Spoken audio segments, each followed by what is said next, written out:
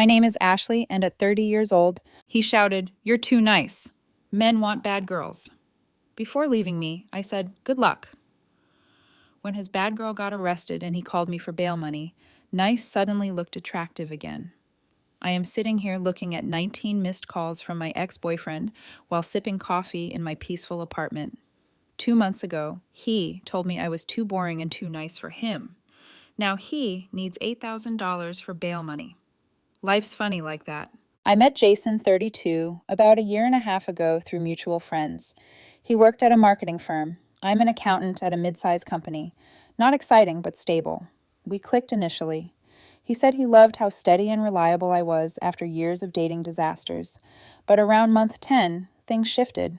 He started making comments. "You always ask permission before doing anything. Just take charge. Why don't you ever get jealous when women hit on me? Sometimes I wish you'd be more dangerous." I'm not dangerous. I drive a Honda Accord. I meal prep on Sundays. My idea of living dangerously is trying a new hot sauce. But I treated him well.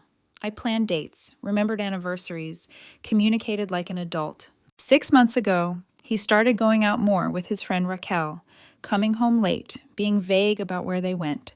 Then he started mentioning this woman, Raven. Yes, that's what she goes by. Raven. She's just so interesting. She races motorcycles and has all these crazy stories. Cool. I do tax returns and have stories about spreadsheet formulas. 2 months ago, it all came to a head. We were at dinner and he just erupted. "You're too nice.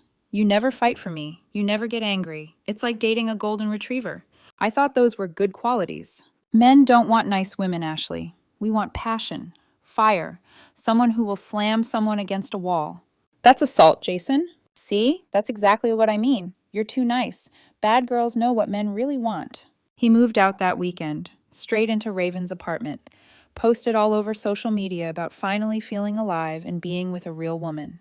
I was hurt, not going to lie, but I just said good luck and let him go. Yesterday, he called me at 2 a.m. Update 1. So about that 2 a.m. call. Ashley, please pick up. It's an emergency. Half asleep, I answered. Jason, what's wrong? Raven's been arrested. I need your help. Suddenly, I was wide awake. Arrested for what? It's a misunderstanding, some stupid bar fight. But her bail is $8,000 and I don't have it. Why are you calling me? Because you're the only person I know with savings. Please, Ashley. I know things ended badly, but... Jason, we haven't spoken in 2 months. You left me for her. Why would I bail her out? Because you're a good person. You're nice. The irony was thick enough to cut. Being nice doesn't mean being stupid. Jason, call her friends.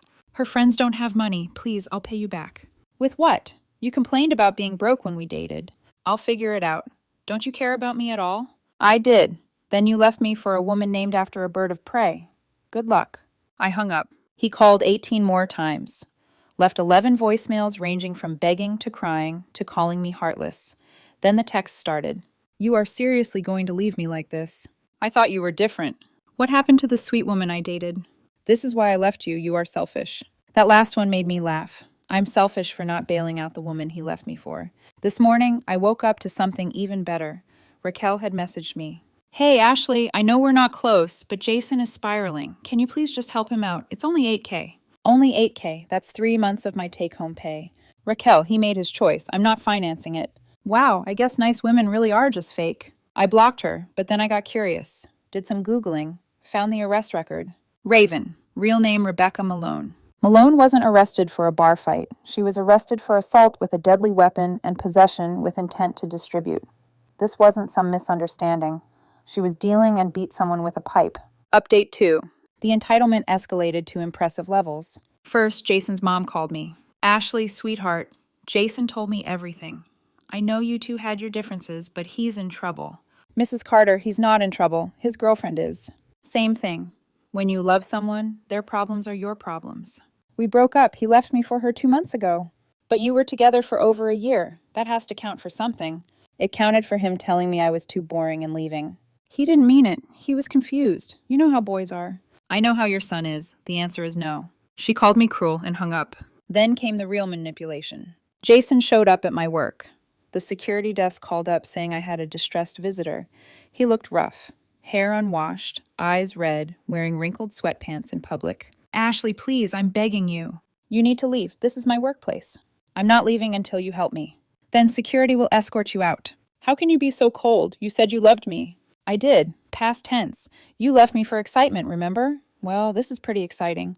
She's going to get hurt in jail. She's not built for it. Maybe she should have thought about that before dealing drugs and hitting people with pipes. His eyes went wide. How did you?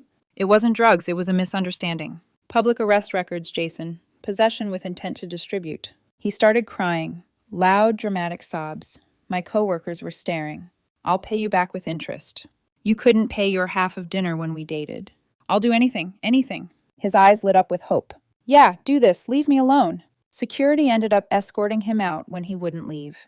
My boss was understanding, but warned me to handle my personal situation. That evening, I got a call from an unknown number. It was Raven calling from jail.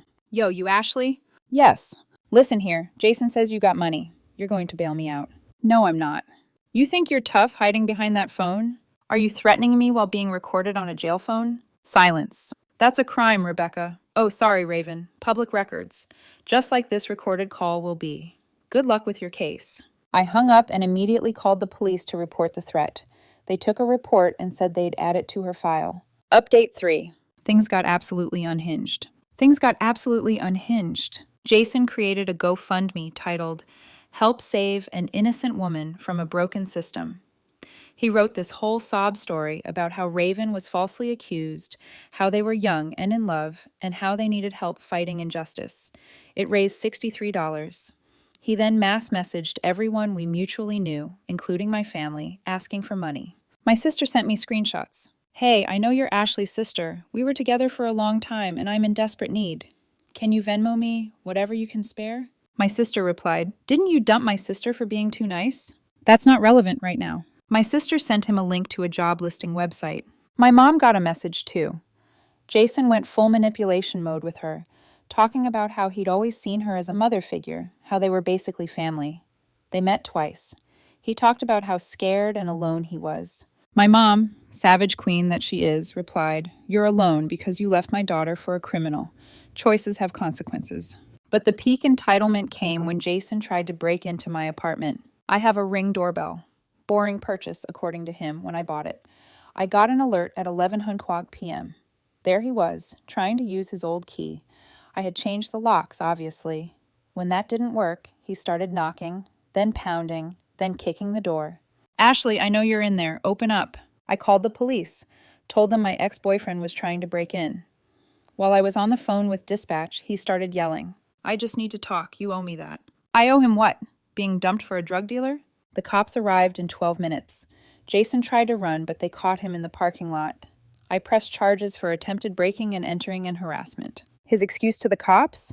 I used to live here. When? They asked. 2 months ago. So you don't live here now? No. He got arrested.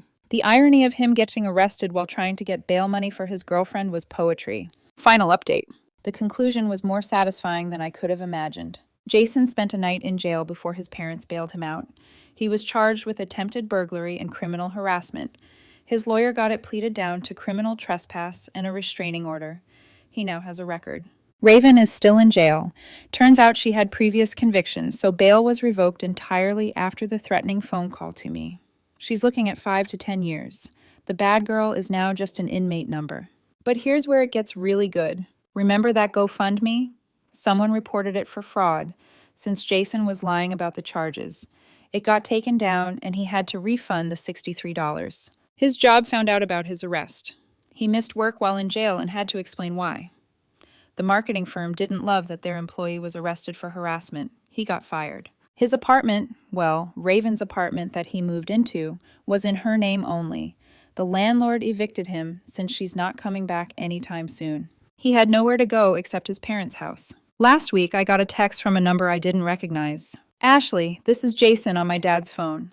I wanted to apologize. I realize now that I made mistakes and threw away something good for excitement. I'm in therapy now and working on myself. I understand if you never want to talk to me again, but I wanted you to know that you were right. Nice women aren't boring. They're stable, and stability isn't boring. It's safe. I'm sorry. I didn't respond. Yesterday, I ran into Raquel at a coffee shop. She tried to act like nothing happened. Ashley, how are you? Good. You good? Good. Listen, about everything with Jason, not interested in discussing it. He's really struggling. Lost his job, his apartment, his girlfriend's in prison. Sounds like the excitement he wanted. That's cold. No. That's consequences.